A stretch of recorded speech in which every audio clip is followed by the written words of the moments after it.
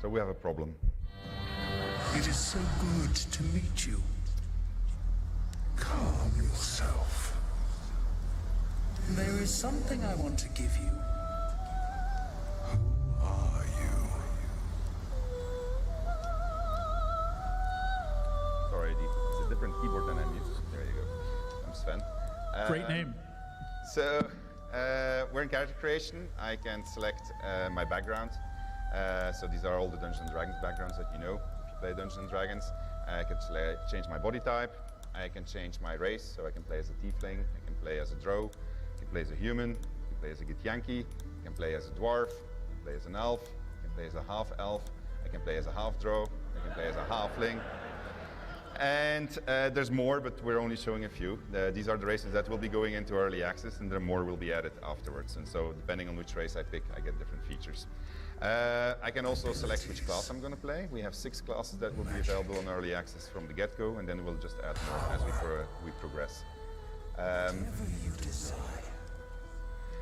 So I can play as a wizard, cleric, fighter, ranger, rogue, and warlock, and then I can pick the ability points that go with that, and select my skills in which I'm going to be proficient. Today we're going to play an origin story, so we have different origin stories. There's going to be 5 that are going to be in early access. There will be more after. So this is Lysel. She's the girl you saw in the intro, so she's a Githyanki. Gale is a wizard. He has a very big problem, and that's pretty much that he's going to explode. Shadowheart, she's a dark cleric, so she's got quite a story too. Will is a monster hunter who made a pact with the devil. He regrets it. And today we're going to play as Astarion, who is a vampire spawn. He's a noble. So vampire spawn is not really a vampire. He has a vampire to which he is a slave. He's a high elf, which means that we get to select a cantrip for him. So we're going to pick Mage Hand because we're going to do cool things with it. And all the rest is already preset for him, so we just have to click the Venture Forth button and we can continue our adventure.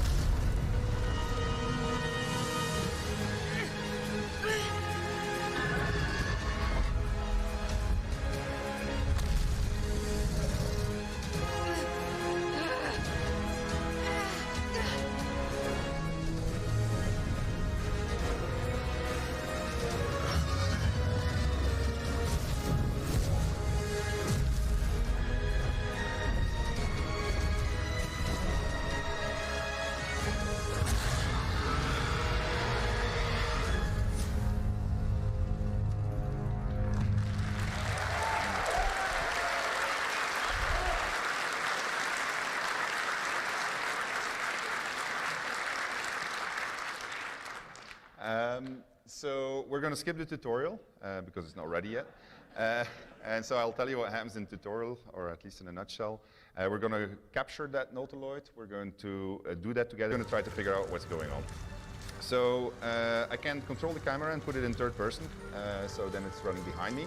Or I can just go back top down and then basically play it in a traditional manner. So I'm going to like going like this, and let's have a look at what we can find. Have a look over there.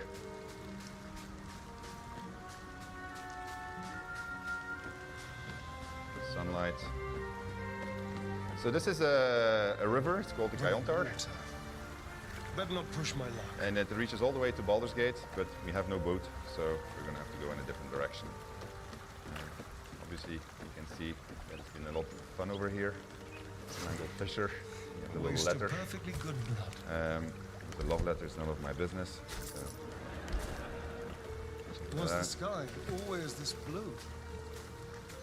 It's magnificent. Starren doesn't really care about the fact that everybody's dead.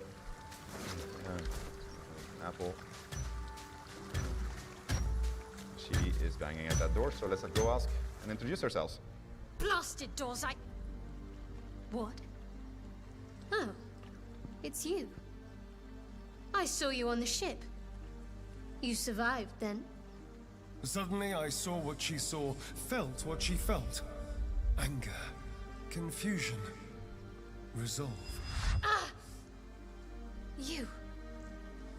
You've got the same thing I do.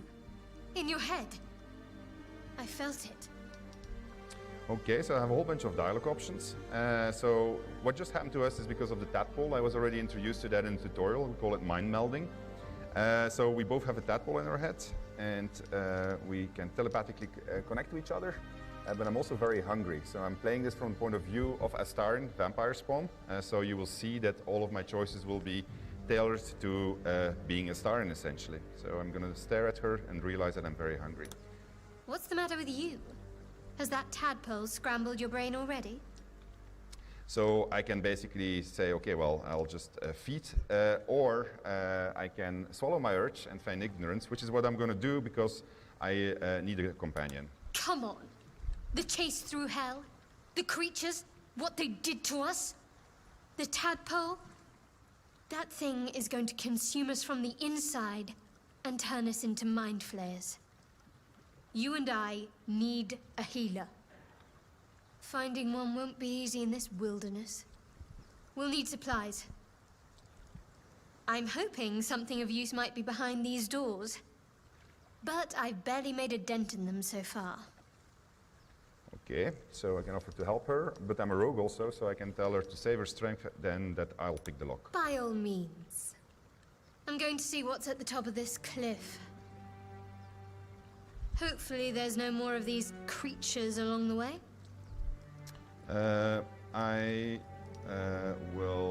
Actually, I'll suggest that we join forces and say that that gives us better odds of survival. Or just company for our final moments. But you're right. Whatever lies ahead will be a little less daunting with support. You can call me Shadowheart. I can tell her that I'm a star in a reformed vampire spawn who can walk in the sunlight, or I can choose not to tell her, which is a good idea. I can also question her what she knows about the things in each of our heads. Very little. Supposedly, those monsters breed by planting their tadpoles in people's heads. Over time, the infected victim turns into a mind flayer. I don't remember how long it takes, but we should hurry. So that's a problem. I'll introduce myself, Starren. Lead the way, Astarion. And